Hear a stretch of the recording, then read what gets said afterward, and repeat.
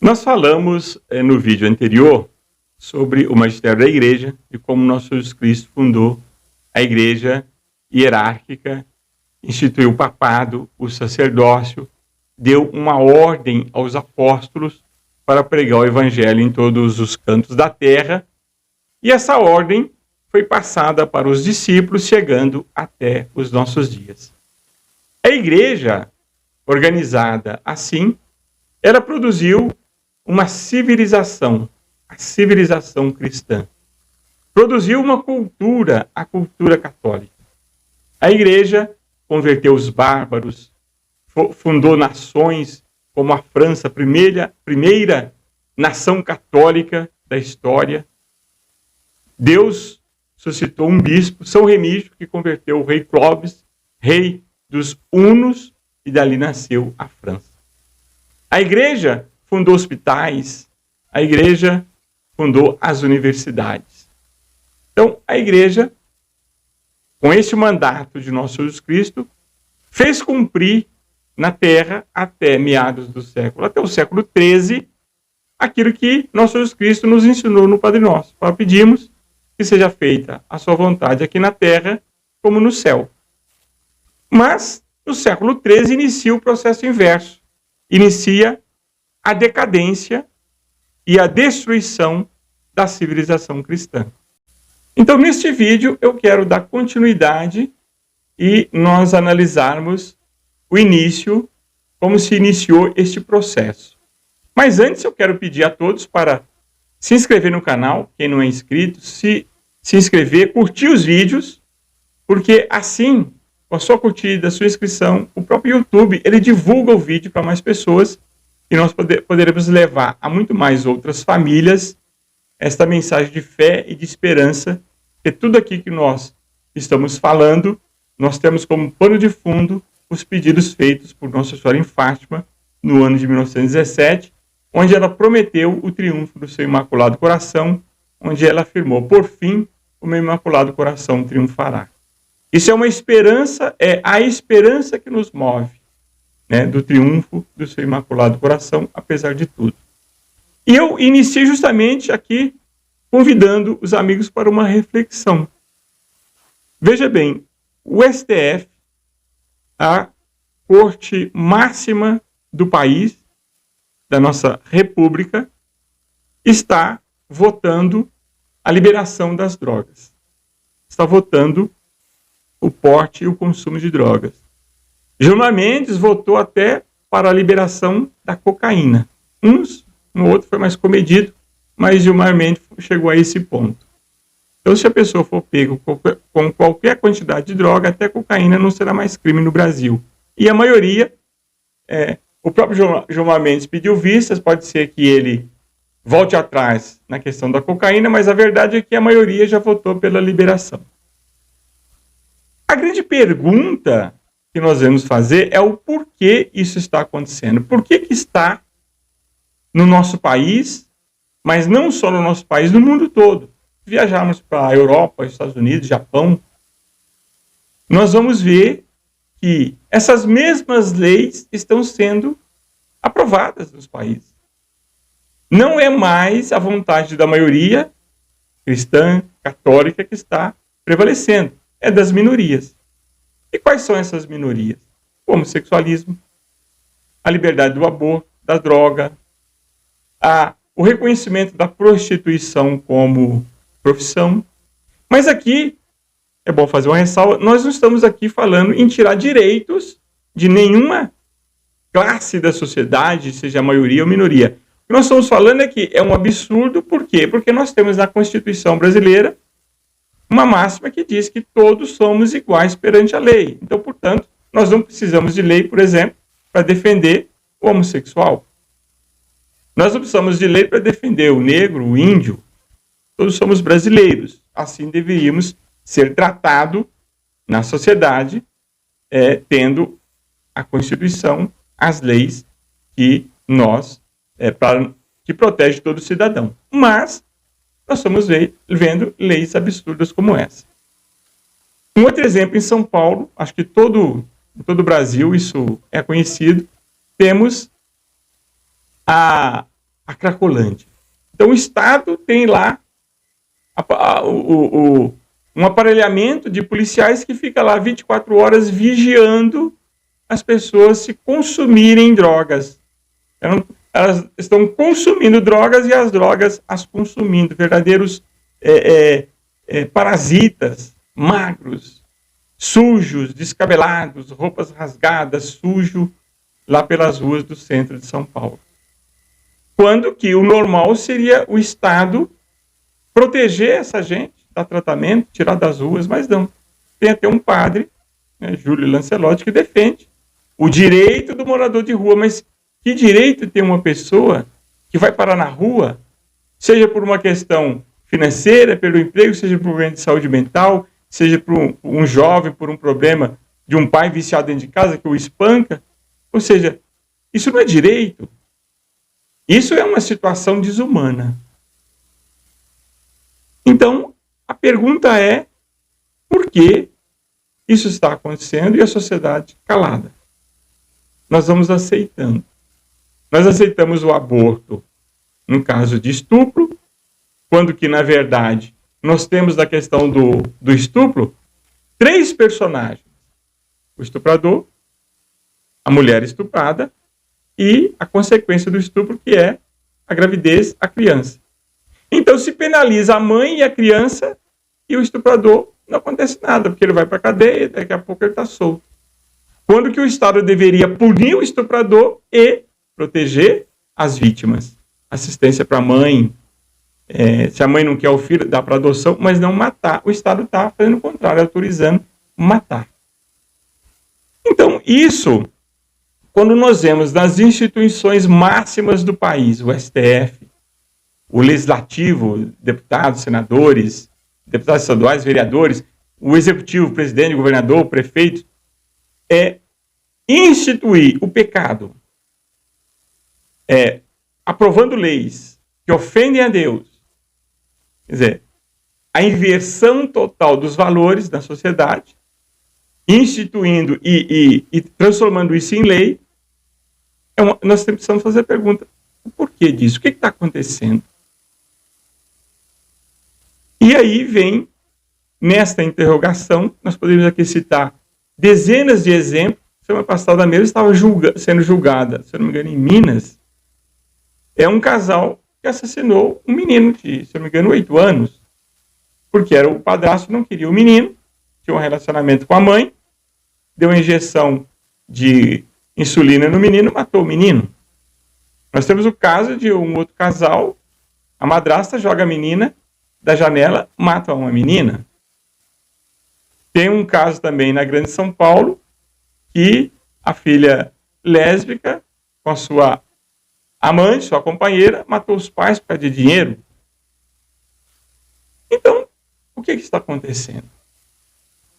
Nós devíamos nos perguntar. A Igreja Católica Apostólica Romana, criada por nosso Jesus Cristo, instituiu o papado, uma igreja hierárquica, com o papa, os bispos, o padre e o povo, cuja missão da igreja é ensinar, governar e santificar. A conclusão que nós chegamos é que está faltando justamente esse governo espiritual. Mas isso não surgiu da noite por dia. Esse processo é muito complexo, porque conseguem manipular toda uma massa com uma propaganda, dizendo que não é tão ruim assim, e vai se aceitando. Mas esse processo iniciou muitos séculos atrás. Não tem como, né, uma grande transformação surgir do nada, da noite para o dia. Não, isso é um processo. Um processo que foi passo a passo, engatinhando, muito lentamente, até chegar ao ponto de hoje a sociedade achar normal uma mãe assassinar o próprio filho.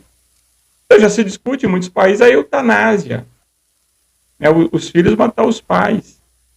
A pessoa tem autorização para se matar, sendo que existe um mandamento, não matarás. E isso inclui a matar a eu me matar a mim mesmo. Pelo contrário, eu tenho a obrigação de defender a minha vida. Então, a grande interrogação, mas por que isso está acontecendo? Isso deu início num processo que o professor Plínio Corrêa de Oliveira, um grande líder católico brasileiro, falecido em 95, e nasceu em 1908. Ele foi presidente da Congregação Mariana, da Ação Católica, foi um grande líder católico, um dos maiores expoentes do pensamento conservador católico do Brasil, conhecido e reconhecido em todo o mundo. E ele escreveu um livro em 59, onde ele analisa esse processo, a revolução e contra-revolução. E ele diz que a civilização cristã tem um inimigo. Esse inimigo visa destruir. Esse inimigo terrível tem um nome, diz ele. Ele se chama revolução. Sua causa profunda é uma explosão de orgulho e sensualidade que inspirou, não diríamos um sistema, mas toda uma cadeia de sistemas ideológicos. Da larga aceitação dada a este no mundo inteiro, decorrem as 3 grandes revoluções da história do Ocidente: a Revolução Protestante, a Revolução Francesa e o comunismo. Então, nós vamos entender esse processo. Porque nós somos, a nossa alma, a nossa personalidade, a nossa psicologia é tão diferente uma do outro. Como então esse processo conseguiu fazer que essas mesmas leis absurdas sejam aprovadas em todos os países, na maioria dos países está sendo aprovado?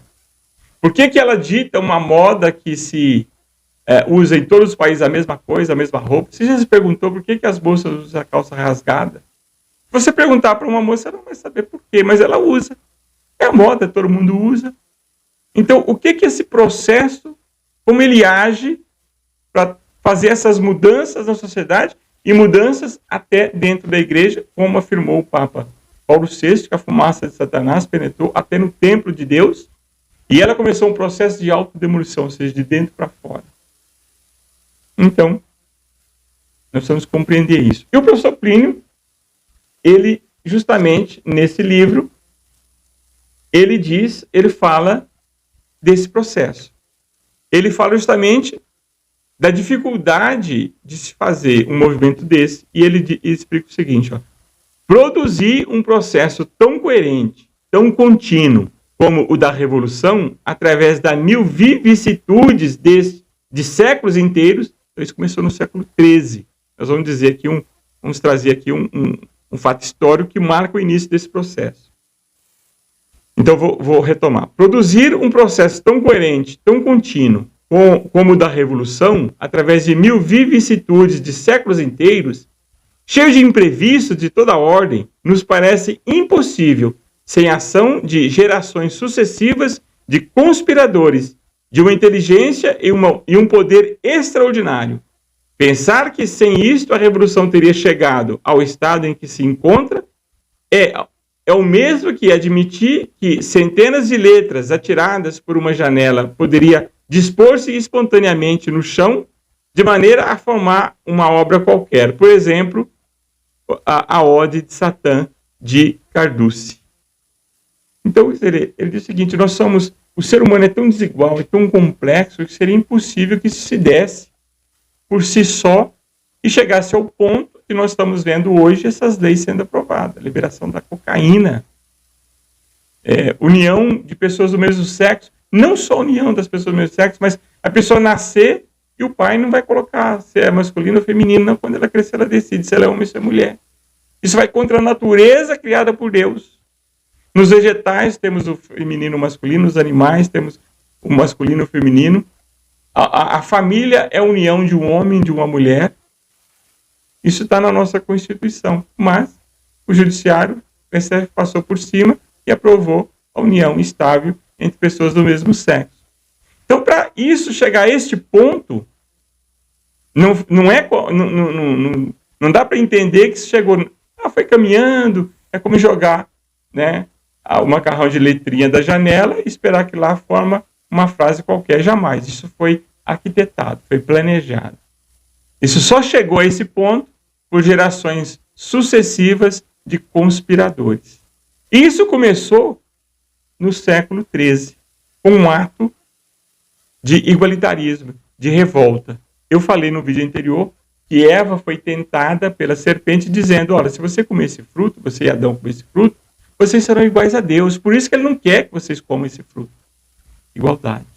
E no século XIII surgiu um filósofo, um professor da Sorbonne, a maior universidade de Paris, ainda hoje, e ele foi nomeado ministro do rei Felipe o Belo, rei da França.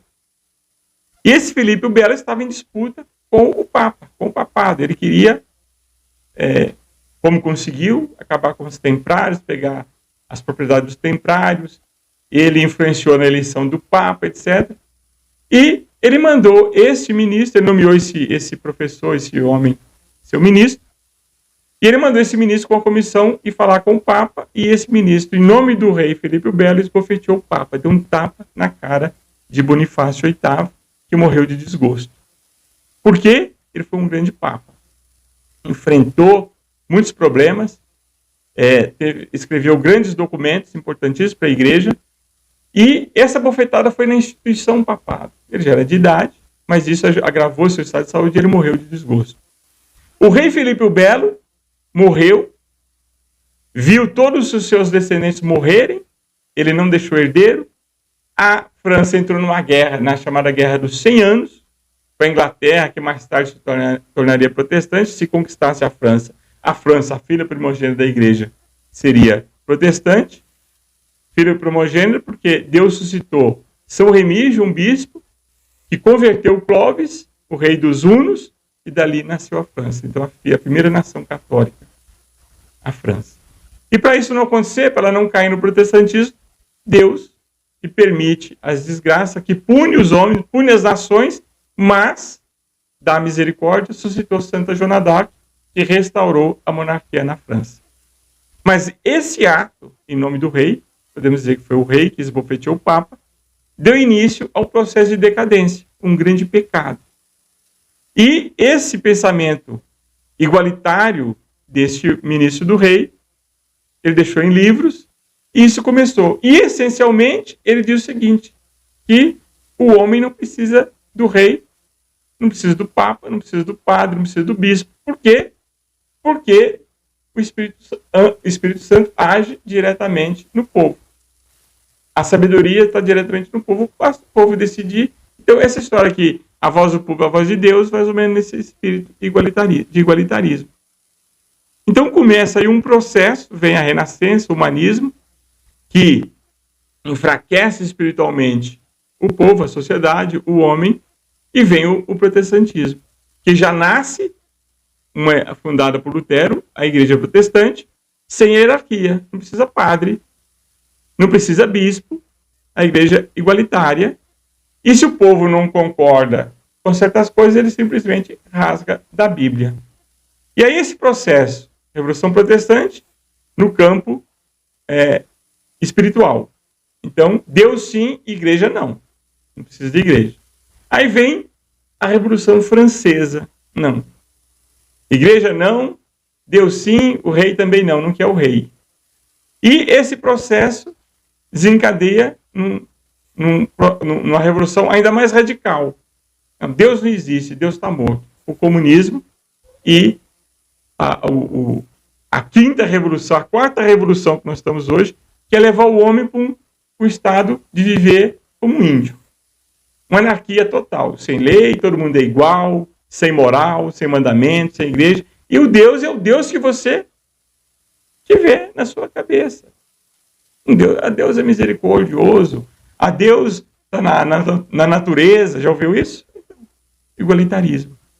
Acabar com a hierarquia criada por Deus. Então, esse processo, ele foi 5 vezes secular, ele foi matando no homem, minando as suas resistências explorando o quê? O orgulho e a sensualidade. Então, o professor Plínio, ele diz o seguinte, o orgulho leva ao ódio a toda superioridade, pois a afirmação de que a desigualdade é em si mesma, em todos os planos, inclusive e principalmente nos planos metafísico e religioso, um mal. É o aspecto igualitário da revolução. A sensualidade de si tende a derrubar todas as barreiras. Então, a pessoa que cai no pecado da carne desregrado, ele não tem resistência mais moral. Então, a sensualidade derruba todas as barreiras. Ela não aceita freios e leva a revolta contra toda autoridade e toda lei. Seja divina ou humana, eclesiástica ou civil, é o aspecto liberal da revolução. Ambos os aspectos têm, em última análise, um caráter metafísico. Parecem contraditórios em muitas ocasiões, mas se conciliam na utopia marxista de um paraíso anárquico e de uma humanidade altamente evoluída, emancipada de qualquer religião, vivesse em ordem profunda, sem autoridade política, e em uma liberdade total da qual, entretanto, não decorresse qualquer desigualdade. Então, o fim último da revolução é implantar uma sociedade sem Deus, sem igreja, a emancipação aqui é nesse sentido, sem religião, sem autoridade política, sem autoridade nenhuma, liberdade total. E decorrente de qualquer desigualdade. Então, esse é o fim último do comunismo. Então, quando nós falamos em comunismo hoje, as pessoas falam, o comunismo morreu, imagina. Não. A igualdade última do comunismo, o comunismo é nada mais, nada menos do que a metamorfose da Revolução Francesa e do protestantismo, é instalar uma anarquia total, sem Deus e autoridade nenhuma.